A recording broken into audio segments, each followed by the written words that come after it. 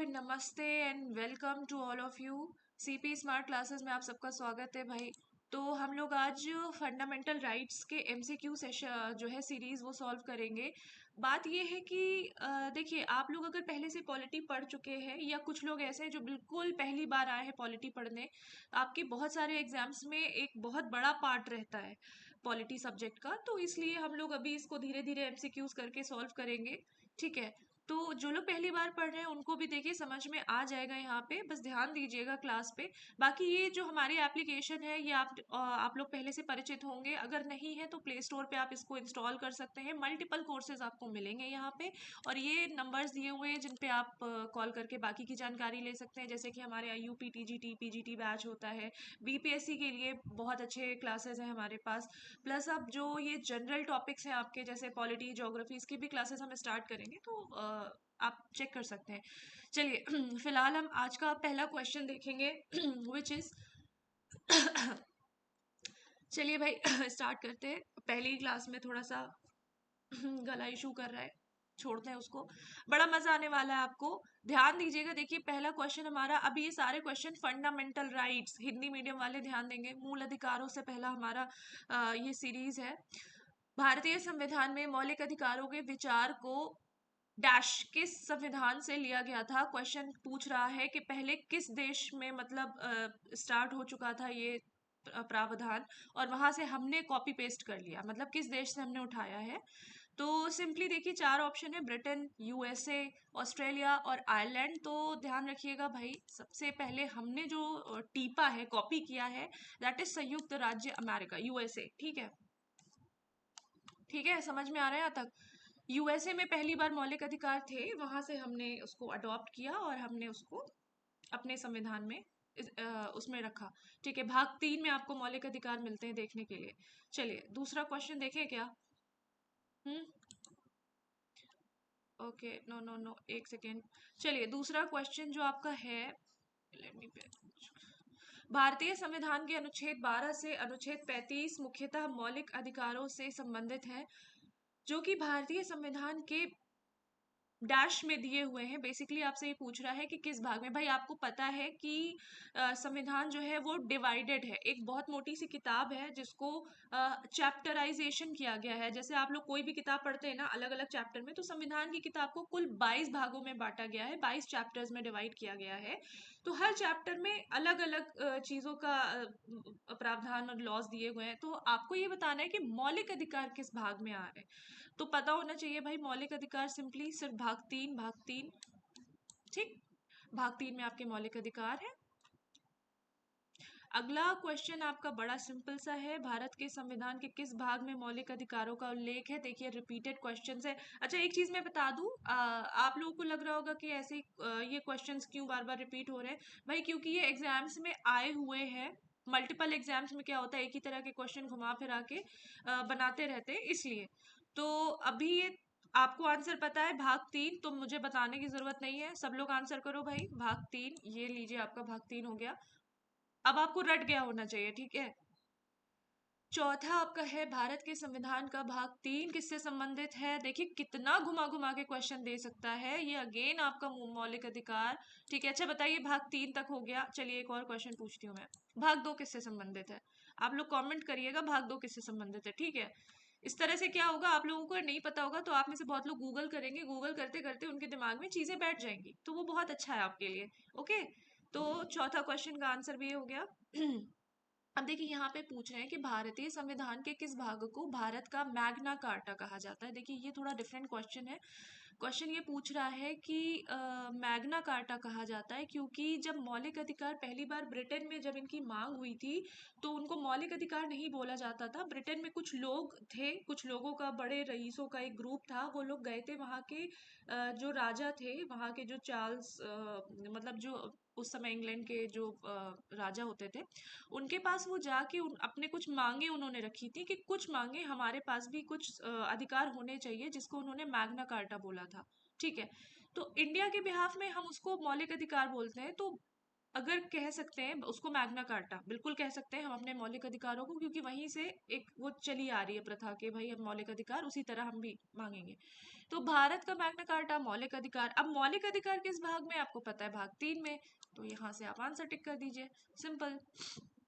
अच्छा, एक elimination method होता है, वो भी किसी दिन आपको बताऊंगी कैसे एलिमिनेट कर करके, अगर मान लीजिए कि आप किसी क्वेश्चन में फंस गए हैं और आपको 50% आपको श्योर है कि ये दोनों में से कोई होगा, तो आप एलिमिनेशन प्रोसेस करके आप निकाल सकते हैं, ठीक है। अगला क्वेश्चन क्या कह रहा है, प्रारंभ में कितने मौलिक अधिकार दिए गए थे? बिल्कुल भाई, प्रारंभ में मतलब जब संविधान बना था तब कुल मौलिक अधिकार 7 थे हमारे पास, 7, ठीक है। जब मौलिक अधिकार पे एक हमारा प्रॉपर क्लास होगा, ठीक है, वो सीरीज हमारी अलग से चलेगी जिसमें लेंदी आपका पूरा जो कॉम्प्रिहेंसिव पढ़ाई होगी, तब मैं आपको बताऊंगी। तो वो 7 स्टार्टिंग में थे। संपत्ति का अधिकार सन 1978 में 44वां संशोधन हुआ था, तो वो संपत्ति का अधिकार हटा करके उन्होंने मौलिक अधिकार से हटा के विधिक अधिकार में कर दिया। अब देखिए, संपत्ति खरीदना, संपत्ति रखना या उससे रिलेटेड चीजें आपके मूल अधिकार में नहीं आती हैं। तो यहाँ क्या पूछ रहा है, प्रारंभ में कितने थे, ठीक है। प्रारंभ में तो भाई 7 थे। अगर पूछता वर्तमान में कितने हैं, तो आंसर होता कि 6, ठीक है। बस सिंपल इतना ही है। भारतीय संविधान का भाग 3 भारतीय नागरिकों को कितने मौलिक अधिकार सुनिश्चित करता है? देखिए, वही क्वेश्चन कितने अच्छे से दोबारा से घुमा के पूछ रहा है। अब बताइए, आपसे पूछ रहा है कि इस समय आपके पास कितने मौलिक अधिकार हैं। देखिए, मैंने बताया आपको एक संपत्ति का अधिकार होता था, कभी होता था वो मौलिक अधिकार कि ये मेरा मौलिक अधिकार है, बट नहीं, अभी संपत्ति का अधिकार विधिक अधिकार है। वरना ऐसे तो फिर हर बंदा संपत्ति लेके और ये बोल देगा तुम्हें क्या मतलब, सरकार से जाके कहेगा तुम्हें क्या मतलब, मेरा मौलिक अधिकार है, मैं जितनी चाहूँ संपत्ति रखूं। तो इसलिए उसको कानूनी अधिकार के दर्जे में डाला गया कि भाई इस पे हम कुछ रेगुलेशन बना सकते हैं ताकि ये आपका मौलिक अधिकार ना रहे। हम्म। तो अब उसको हटा दिया, 6 थे तो 6 रहेंगे भाई, ठीक है। ये जिनको, सॉरी ये पेन थोड़ा सा दिक्कत कर रहा है, ठीक है, 6 थे, मतलब 6 हैं, ठीक है। अब आपको आपका आंसर यही होगा, कितने मौलिक अधिकार सुनिश्चित करता है, 6, ठीक है। 8वां क्वेश्चन क्या है, निम्न में से कौन सा स्वाभाविक रूप से न्यायपूर्ण है? देखिए, क्वेश्चन की प्रकृति को समझिए भाई, क्या पूछ रहा है आपसे, न्यायपूर्ण है। पहले तो ऑप्शन देखते हैं, मौलिक कर्तव्य, राज्य के निर्देशक सिद्धांत, मौलिक अधिकार, या फिर ऑप्शन इनमें से कोई नहीं। देखिए, न्यायपूर्ण का मतलब होता है कि ऐसा कौन सा चैप्टर है या ऐसे कौन सी इसमें संविधान में कौन से ऐसे प्रावधान है, आगे हम मौलिक कर्तव्य भी पढ़ेंगे, डीपीएसपी भी पढ़ेंगे। तो यहाँ ये पूछ रहा है कि न्यायपूर्ण मतलब किसको लेकर के हम न्यायालय में जा सकते हैं, उनको लागू करा सकते हैं, उनके लिए लड़ सकते हैं। मान लीजिए आप, एक एग्जाम्पल मैं आपको देती हूँ, स्वच्छ पानी पीने का अधिकार, ये जो है आपका आर्टिकल नंबर 21 में आता है, ठीक है। आपका मौलिक अधिकार है। अब आपके इस मौलिक अधिकार को कोई रोक रहा है, वो आपको गंदा पानी पिला रहा है, वो आपको गंदा पानी दे रहा है, आपको साफ पानी अवेलेबल ही नहीं हो पा रहा है। अब सोचिए, कितनी कितनी देखने में कितनी छोटी चीज है, ठीक है, लोगों को लगेगा, लेकिन ऐसा होता है। तो आप जाओगे कोर्ट, कोर्ट जा करके आप उस पर्टिकुलर जो फैक्ट्री लगाई है जिसने, जिसके कारण पानी गंदा हो रहा है, या जो व्यक्ति है उसके खिलाफ आप रिट दाखिल करोगे और वहां से अपना मौलिक अधिकार वापस पाओगे जो छीना गया था। तो आपने क्या किया, आपने न्याय प्रक्रिया का सहारा लिया, न्यायपूर्ण था। बाकी किसी प्रावधान में, मौलिक कर्तव्यों में, राज्य के नीति निर्देशक सिद्धांतों में, बाकी किसी चीजों में जो ऑप्शन में दिए हैं, आप लागू नहीं करा सकते न्यायालय से जाके, ठीक है। आप केवल और केवल अपने मौलिक अधिकारों को लागू करा सकते हो अगर जो कोई उनका हनन कर रहा है। यही पूछना चाह रहा था आपसे क्वेश्चन, ठीक। आगे देखते हैं, मौलिक अधिकार देश के डैश द्वारा संरक्षित और गारंटीकृत है। यानी अगर मैं आपसे कहूं कि आपको कोई जाति, धर्म आदि के आधार पर आपसे भेदभाव करता है, तो आखिर कौन आपको बचाने आएगा, कौन है जो मौलिक आपके मौलिक अधिकार को गारंटी देगा और उसको बचाएगा? तो ध्यान रखिएगा कि संविधान, और सिर्फ संविधान, और संविधान का सहारा लेके कौन, सुप्रीम कोर्ट या हाई कोर्ट, क्योंकि आप इन दोनों में से कहीं भी जा सकते हैं, ठीक है। संविधान है जो आपको कहेगा कि भाई आपका संविधान में ही दिया हुआ है कि अगर आपसे आपका कोई मौलिक अधिकार छीनता है तो उसके खिलाफ हम कार्यवाही करेंगे, ठीक।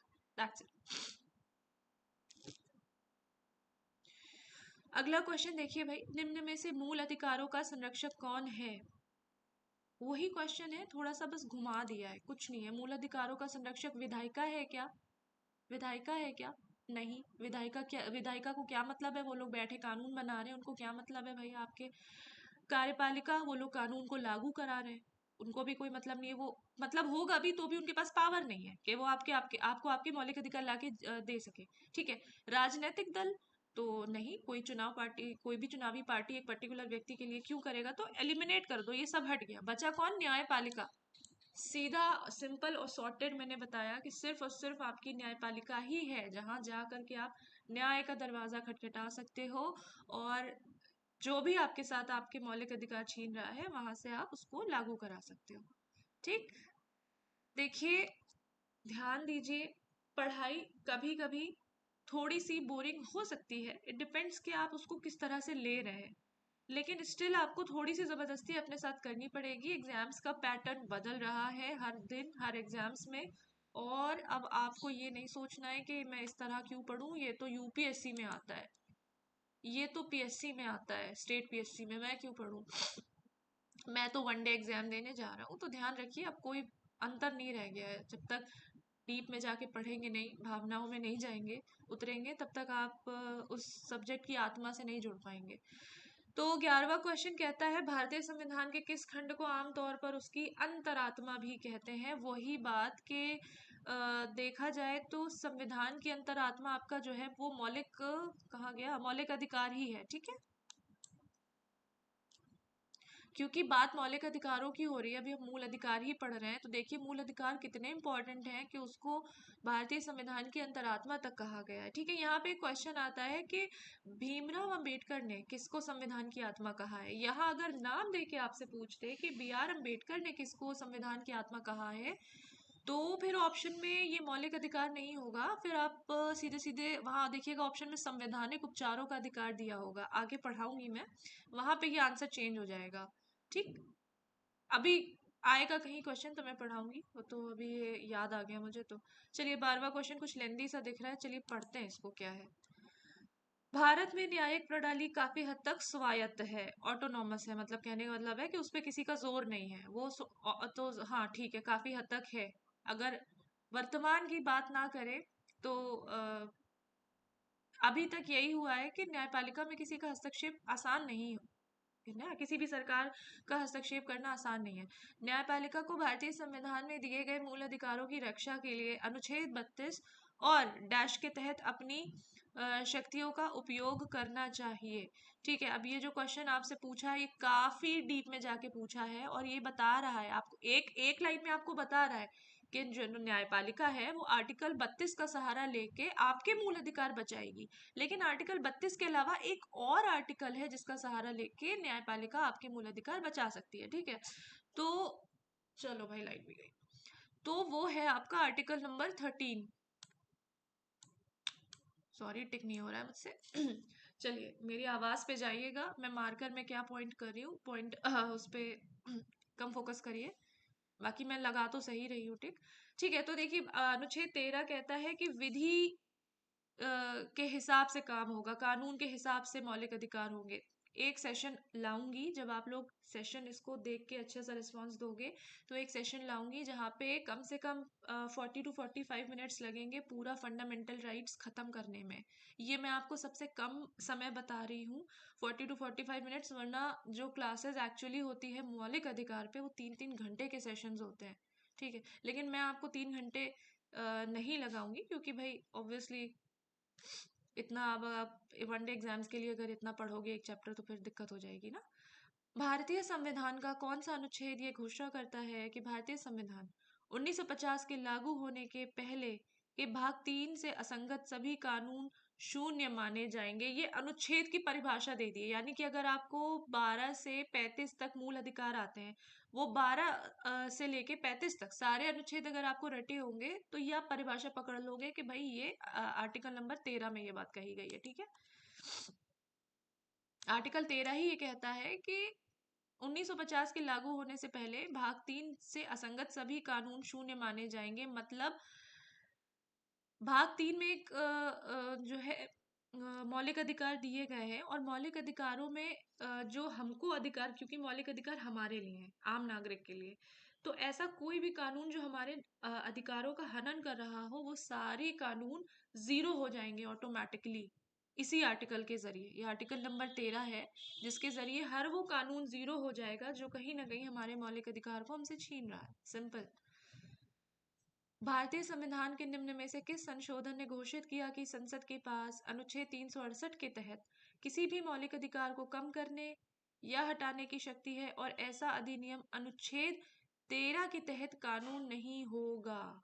ठीक है, एक संशोधन हुआ था। देखिए, समय समय पे संशोधन होते हैं। ठीक है, तो एक संशोधन हुआ था, उसमें उनको ये आपत्ति थी कि भाई ऐसा क्यों, मौलिक अधिकार जब संसद चाहे तब मौलिक अधिकार को कम ज्यादा कर सकती है, ऐसा थोड़ी ना है कि एक बार दे दिया तो वो चलता रहेगा। तो वही चीज थी कि इस पे काफी जो है, इस पे मतलब विवाद विवाद भी था। एक केशवानंद भारती वाद करके है, वो जब आया तो फिर वहां पे कुछ चीजें बदली। भाई अभी बाउंस कर रही है चीजें, मैं समझ रही हूँ, लेकिन अभी समझ लीजिए यहाँ पे, अगर ये आपसे मैं कहूँ कि रट सकते हैं तो रट लीजिए। देखिए, 24वां संशोधन था जो ये कहता था कि संसद के पास ये शक्ति है कि वो 368, अनुच्छेद 368 होता है संविधान संशोधन करने की प्रक्रिया। तो 368 के तहत किसी भी मौलिक अधिकार को कम करने या हटाने की शक्ति है, और अगर ऐसा हम करते हैं तो वो अनुच्छेद 13 के तहत कानून नहीं माना जाएगा, क्योंकि अगर 13 के तहत कानून मान रहे हैं तो 13 तो खुद ही ये कह रहा है कि ऐसा कोई भी कानून जो मौलिक अधिकार कम कर रहा है वो जीरो हो जाएगा। ठीक है, वो हमारे फेवर में बात कर रहा है। तो इनका ये कहना है कि हम 13 के तहत कानून मानेंगे ही नहीं। 368 के जब हम ये इसमें मौलिक अधिकार संसद जब उसको वो करेगी, कम करेगी। ठीक है, तो ये था आपका क्वेश्चन। थोड़ा सा क्लिष्ट था, नहीं समझ में आता है तो इसको पॉज पे रखिएगा, परेशान मत होइएगा। इसको बाद में डिस्कस कर लेंगे जब चैप्टर पढ़ेंगे। जल्दी से 15वां क्वेश्चन देखते हैं। भारत के संविधान का निम्न में से कौन सा अनुच्छेद समानता के अधिकार से संबंधित है? तो देखिए, मौलिक अधिकार भी 6 पार्ट्स में डिवाइडेड है। पहला है समानता का अधिकार। ठीक है, उसमें विधि के समक्ष समानता, ये सब। दूसरा है स्वतंत्रता, फिर आपका जो है धार्मिक स्वतंत्रता। इस तरह से 6 है करीब करीब। तो अभी जो समानता की बात हो रही है वो 15वां, इसका सी ऑप्शन होगा, 14 से 18। ठीक है, समानता का अधिकार आपका 14 से 18 तक में दिया है। 14, 15, 16, 17, 18, फिर 19 से 22 तक स्वतंत्रता का अधिकार है। तो अभी समानता पूछा था, तो 14 से 18 इसको चाहे तो रट लीजिए और चाहे तो इसको समझ लीजिए।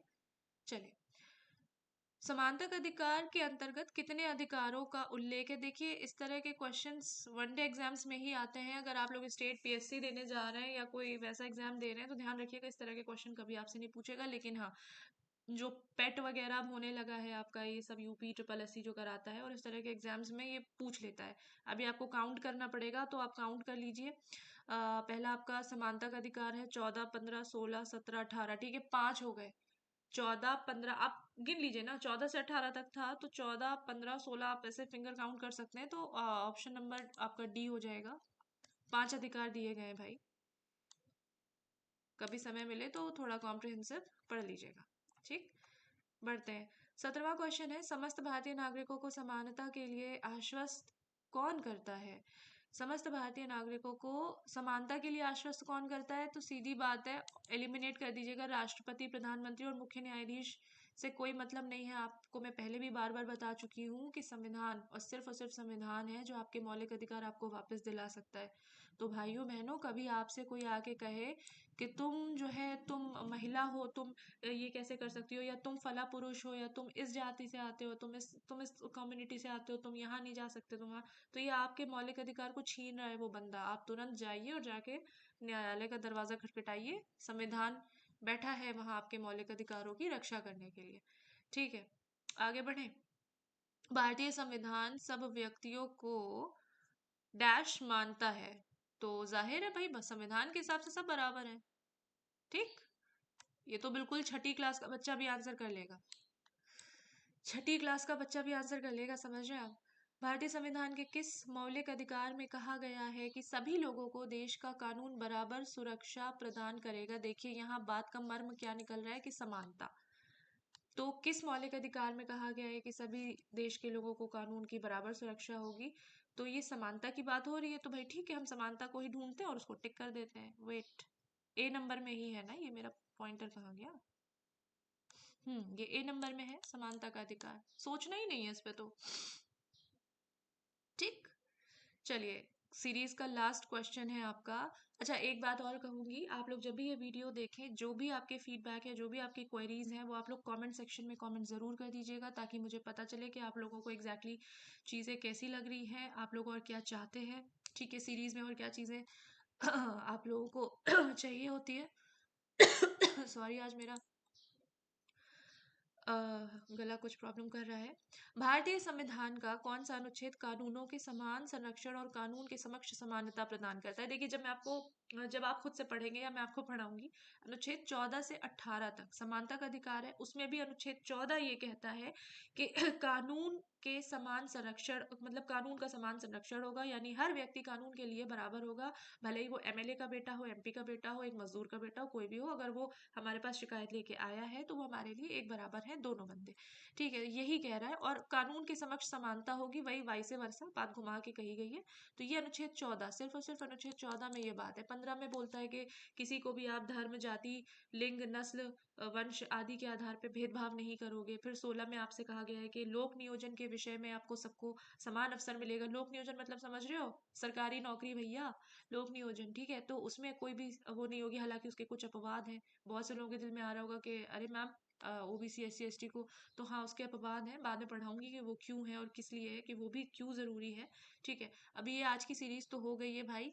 और प्लीज आप लोग कमेंट करके अपना फीडबैक बताइएगा। और जिनको भी बीपीएससी यूपी टीजीटी पीजीटी में स्पेशली म्यूजिक से जो लोग कर रहे हैं, देखिए म्यूजिक की बहुत अच्छी क्लासेस होती हैं एप्लीकेशन पर।